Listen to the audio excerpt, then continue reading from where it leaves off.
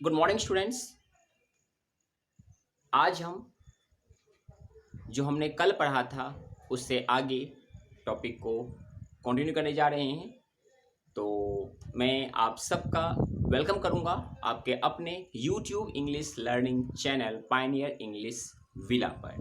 तो स्टूडेंट्स, मुझे काफ़ी मतलब जो है एप्रिसिएशन मिला है कि आप लोगों ने जो है बहुत ही बेहतर तरीके से इस चीज़ को समझा है। जितना वर्क आउट आप कर रहे हैं, जिस तरीके से आप ये रिस्पॉन्स दे रहे हैं, उससे मुझे पता चल रहा है कि मतलब मैं जो थोड़ा बहुत मामूली सा जो एफ़र्ट कर रहा हूँ, उस एफ़र्ट के मतलब अगेंस्ट आप लोग बहुत ही ज़्यादा एफ़र्ट कर रहे हैं। मुझे इस बात की बहुत खुशी है। ठीक है, चलिए तो हम बढ़ते हैं आगे और आगे हम अपनी क्लास को कंटिन्यू रखते हैं। हमने कल की क्लास में डे 15 की क्लास में हमने क्या पढ़ा था?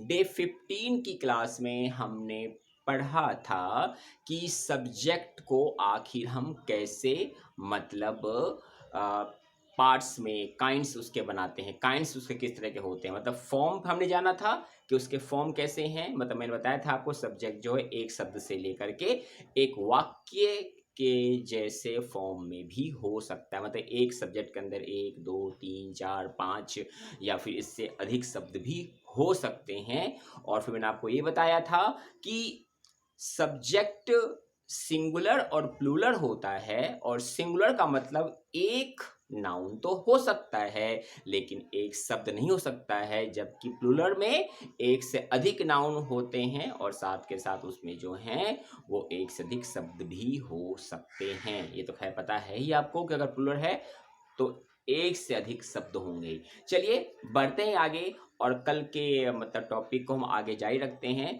तो आज के क्लास में जो है मतलब हम जानेंगे इस बात को कि सिंगुलर या प्लूरल को हम किस तरीके से पहचान सकते हैं। सिंगुलर और प्लूरल आखिर कैसे हम इसको पता लगाएं। देखिए स्टूडेंट्स, पहली बात जो हमारे पास है वो ये है कि सिंगुलर सब्जेक्ट जनरली किनको कहा जाता है। सिंगुलर सब्जेक्ट जनरली किनको कहा जाता है? तो सिंगुलर, अगर मैं सिंगुलर वर्ड्स की आपसे बात करूं, अगर सिंगुलर वर्ड्स की अगर मैं बात करूं, ठीक है, वर्ड्स कह लीजिए या फिर आप यहाँ पे इसे सब्जेक्ट भी कह लीजिए। अगर मैं इनकी आपसे बात करूं तो सिंगुलर सब्जेक्ट यानी कि वर्ड्स की अगर बात करूं तो हमारे पास जनरली आता है ही, शी, इट, ठीक है, नेम। ही, शी, इट या फिर कोई नेम का हम यूज करते हैं। और आप में से बहुत से स्टूडेंट इस बात को जानते भी हैं कि सिंगुलर सब्जेक्ट की अगर हम बात करें तो ही, शी, इट या किसी नाम की बात कर रहे हैं। ठीक है, नाम की बात कर रहे हैं। अब ही, शी, इट या किसी नाम की बात करें, अब नाम का मतलब सिर्फ जो है वो राम, सीता, दिव्या, राहुल, ठीक है, मिथुन, ऐसा नहीं होगा। नाम का मतलब कुछ भी नाम, किसी भी नाउन की बात हम कर सकते हैं। ये तो एक सिंपल एक ट्रेंड है जिसके बारे में मतलब आप में से बहुत स्टूडेंट्स को पता है। लेकिन क्या इसके अलावा भी कुछ वर्ड्स होते हैं जिनको हम सिंगुलर सब्जेक्ट में ले सकते हैं? सिंगुलर को हम मतलब यहाँ पे इसकी पहचान कर सकते हैं, इसको हम जान सकते हैं। बिल्कुल, मैं आपको यही कहूँगा कि इससे भी ज़्यादा, इससे भी मतलब बहुत ऐसे वर्ड्स होते हैं, ठीक है, जिनको थोड़ा आप अगर ध्यान में रखें तो आप बेहतर तरीके से इन चीज़ों को जो है आप समझ सकते हैं, बेहतर तरीके से आप जान सकते हैं। ठीक है, तो ऐसे कौन से वर्ड्स होते हैं? ठीक है, तो अगर मैं बात करूं तो इनके अलावा हमारे पास जो वर्ड्स होते हैं वो क्या होगा? His plus noun, his plus noun, ठीक है। या मैं बात करूं आपसे तो हर प्लस नाउन हो सकता है ना। हिज प्लस नाउन कहूं मैं आपसे, हर प्लस नाउन कहूं मैं आपसे, ठीक है, ये हो सकता है। उसके अलावा अगर मैं बात करूं तो उसका अगर हम बात करते हैं तो फॉर एग्जांपल की बात करूं, अगर नेम हमारे पास आ रहा है तो नेम के साथ अगर हम एपोस्ट्रोफ लगा देते हैं, प्लस में नाउन लगा देते हैं, तो भी हमारा ये सिंगुलर सब्जेक्ट को ही शो करेगा। ठीक है। अगर हम नेम के साथ एपोस्ट्रोफ लगा देते हैं, मतलब क्या है, मान लीजिए उसकी किताब, उसकी किताब, रमेश की किताब, रमेश की किताब। तो क्या हुआ यहाँ पे हमने इनका बात किया, मतलब हिज का बात किया, मैंने आपसे हर का बात किया, नेम्स प्लस में नाउन की बात की। इसके अलावा अगर मैं आपसे बात करूँ तो हमारे पास माई प्लस भी नाउन जो है वो सिंगुलर हो सकता है। मैं अगर आपसे बात करूँ तो योर प्लस नाउन भी सिंगुलर हो सकता है ना, ठीक है। तो मतलब मैंने आप बात किया तो मतलब माई प्लस नाउन भी हो गया, योर प्लस नाउन भी हमारे पास हो रहा है। ये सारे क्या सिंगुलर को शो कर रहे हैं। मतलब मेरी किताब, मतलब यहाँ क्या हो जाएगा, मेरी किताब और तुम्हारी किताब, ठीक है। मेरी किताब तुम्हारी किताब। अगर मैं इसके अलावा कुछ वर्ड्स को और दूं, ध्यान रखिएगा कि आपको इन चीज़ों को थोड़ा अंडरस्टैंड करना पड़ेगा, थोड़ा समझना पड़ेगा कि सिंगुलर सिर्फ ये 4 ही वर्ड्स नहीं होंगे, सिंगुलर में ये सारे वर्ड्स भी आएंगे हमारे पास, ठीक है। इसके अलावा हमारे पास क्या होता है, दिस होता है, ठीक है, दिस होता है। और फिर क्या होता है, दिस प्लस नाउन भी हो जाता है, होता है ना। फिर अपन क्या होता है, डेट होता है, और फिर डेट प्लस नाउन भी हमारे पास सिंगुलर में आ जाता है। क्लियर, कैसे आ जाता है कि यह मेरी किताब है, ठीक है, तो यह आ गया। यह किताब मेरी है तो भी आ गया, ठीक है।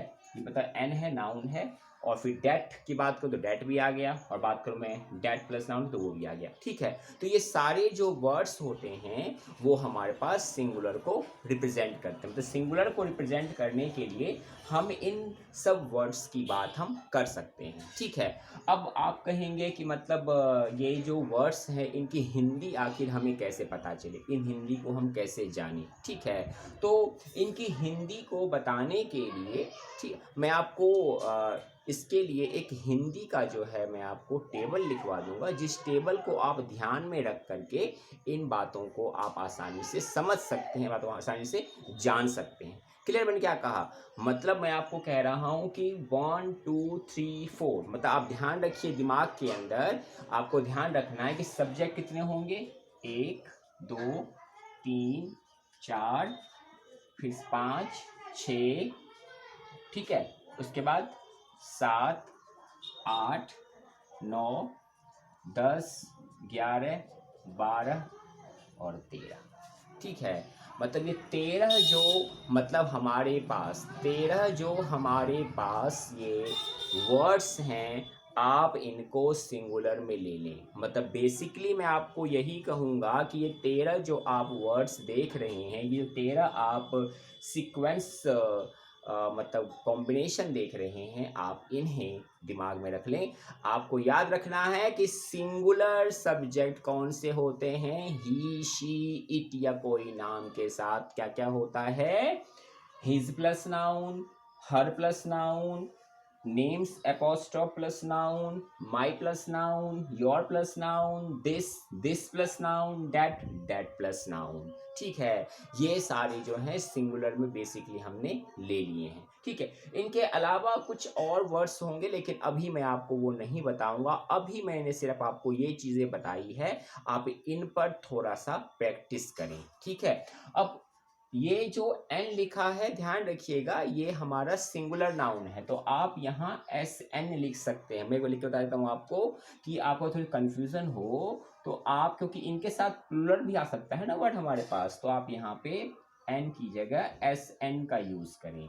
मतलब एन की जगह आप यहाँ पर एस एन का यूज़ करें तो बेहतर आप इस चीज़ को जो है जल्दी समझ जाएंगे। इसलिए आप यहाँ पर एस एन का यूज़ करें इंस्टीड ऑफ एन के, ठीक है। तो सिंगुलर नाउन हो गया इसका मतलब, ठीक है, सिंगुलर नाउन हो गया, ओके। तो मैं इसको आपको एक चार्ट के थ्रू बताऊंगा, लेकिन आने वाली अगली क्लासेस में। फिलहाल आप इतना ध्यान रखिए, ठीक है। और आज का जो वर्ड है ऑफ द डे वो क्या है, आज का वर्ड ऑफ द डे आप नोट डाउन कर लें, ठीक है। आज का वर्ड ऑफ द डे है टिकल, TICKLE, टिकल, टिकल क्या होता है? गुदगुदी, गुदगुदी करना, ठीक है ना? तो टिकल क्या होता है? गुदगुदी करना। मतलब आप किसी को मतलब आपने थोड़ा-सा जो है मतलब वो छू दिया या कहीं जो है आपने उसके नाक पर या सिर पर या कमर पर हल्की सी उँगली लगा दी, तो जो सेंसेशनल फीलिंग होता है उसको हम टिकल कहते हैं। Tickle, टिकल मतलब गुदगुदी या गुदगुदी करना। Clear to all of you? Okay.